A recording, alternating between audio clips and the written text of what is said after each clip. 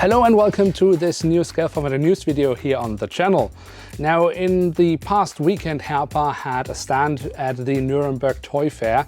We've already reported a little bit about that in a previous news video, but we have some follow-up information. We have many more images from the fair, from some of the models they sold exclusively during the fair, but also some new molds they showed and other models that will come in the near future. So I thought we'd take a dive into that and, well, take a look at some of those images together. Now, in one of last year's batches, Herpa announced a scale 200 airport setup, and they showed this during the toy fair. This is of course made out of well, paper and cardboard. Looks quite nice in my opinion. And on that stand they also showed a few scale 200 models. Among them was a new mold for a scale 200 model of a Beechcraft 1900D. They did also show the Eurowings with the special Borussia Dortmund livery in scale 200, as well as the brand new livery of the Profit Hunter of the E95E2 from Embraer. I really do like the livery and it looks great on the scale 200 model from Herpa Wings. I think they've done a great job with that. I'm not sure I will get this model, but for sure a nice looking one. Another model that Herpa showed was a sample model for the 777X in the Boeing house colors. Now, the 777X of course has the infamous feature of the foldable wing tips, because the wingspan of the aircraft is too wide for most airports. Now, other die-cast manufacturers have already made such models where they have found quite neat solutions for these foldable wing tips. With Herpa, it seems like, yeah, when we look at that, it just looks like they have two individual pieces and then slotted it in from above. It doesn't look great, to be honest, but my hope is this is just a sample model, so hopefully this is just proof of concept and not how it will look in the end. I think there is definitely here still room for improvement. But this was of course far from the only scale 200 model that was presented during the Nuremberg Toy Fair.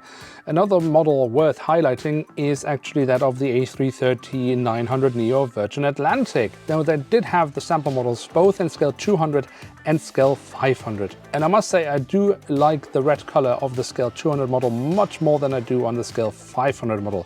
But what I can say is that these are of course sample models, so they are not the final product. And the reality of the colors will probably be somewhere between these two we see here. That's at least the information that the Herpa Wings product manager has given. So those who have been a little bit nervous about the scale 500 model having the wrong red tone on the aircraft, that should be improved with the final product. So fingers crossed here. They did also once again show the sample model of the Dreamlifter, which of course will soon be released. The most important part is of course how they have managed to add the tail section when it's opened. This is how it looks. This is how it will be looking with the final product as well.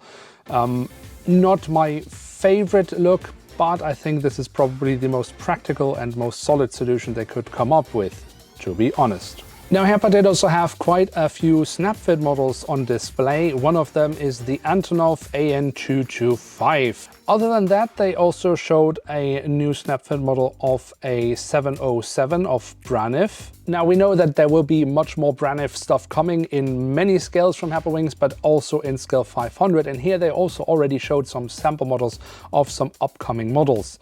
Among them, of course, a Concorde of Braniff. Obviously, the airline never really operated the Concorde, but they did have plans for doing so, which then, however, never materialized. So this is, in a sense, a fantasy model, but it was very close to actually happening. Other than that, they also showed the sample models of some 727s of Braniff. Now, to be honest, I have nothing against Herpa making these kind of retro models. They do have a market. But I do question the choice of Braniff once again, because we've had quite a few Braniff models in the past and none of them have sold. They are lying around like bricks at stores. They just can't get rid of them. Even it doesn't matter how much they discount them, they just don't sell. The market for these models is tiny. So why make so many new Braniff models? There are so many other airlines that you could feature from the past where I would say that perhaps makes more sense, especially considering how badly these Braniff models have sold in the past. So I don't quite know what Herpa wants to do with that. I mean, they got the license, so now they're just gonna pump the market with these models, but I can't see them being a huge success or very popular among collectors. And then, of course, Herpa had 2 fair exclusive models. Now, I don't mind Herpa doing fair exclusive models. I don't think it makes a lot of sense, but if they want to do so, it's fine with me. The only thing is, it kind of depends on what kind of models they choose for these exclusives. Now, the first model I have no problem with at all to be an exclusive for the Toy Fair. That's a 707 of Equatoriana. The reason I have nothing against that being a Toy Fair exclusive model, well, is quite simply because the market again for that will be very small. So the few people that will go to the fair and buy this model will be enough to supply those collectors who did not have the opportunity. And because the demand for this model will be so small, the price increase for the model when it's resold will not be that huge. It's a whole different story, of course, for the other exclusive model, which I honestly speaking do not understand why Herpa would make as a Toy Fair exclusive. And that is the Condor A330900 Neo in this weird yellow gold color. Now, obviously right now Condor is in high demand with their new liveries. So why make this model a Toy Fair exclusive? We see the effect already with a few retailers having been at the fair, buying up all the models and now price gouging the market, selling a model that they bought for like 35 euros now for like 150 or above, which is absolutely insane. And I cannot stress this out enough.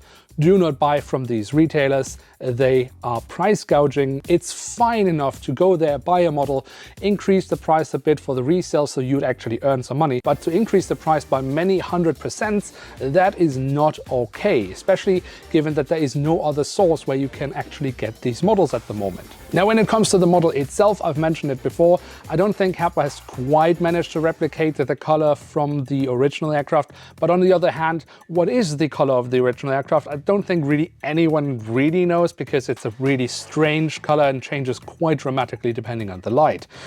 But yeah, this model does exist, but it will be very hard for people to get their hands on, and that is a huge shame, because I think Herpa has missed an opportunity here, a model that they could have sold in large quantities. Now, well, people just can't get their hands on it unless they accept some ridiculous prices from some price gouging resellers. And before you misunderstand me, I don't care. I didn't want the model anyways, but I know that there are many collectors who would like it, and I don't like seeing them having to pay like 150 euros or more for a model that was originally sold for 35 euros. But that's all the news I have from the Nuremberg Toy Fair. Next up is, of course, the Amsterdam Model Collectors Aviation Fair, which I will be attending and hopefully can gather much more interesting information and news for you guys. But if you have enjoyed this video and this type of content, then I would be very happy if you could leave me a like. That really does help out the channel. And of course, if you are new around here, you're always welcome to hit subscribe. With that, see you in another video very soon here on the channel. I'm checking out, and bye.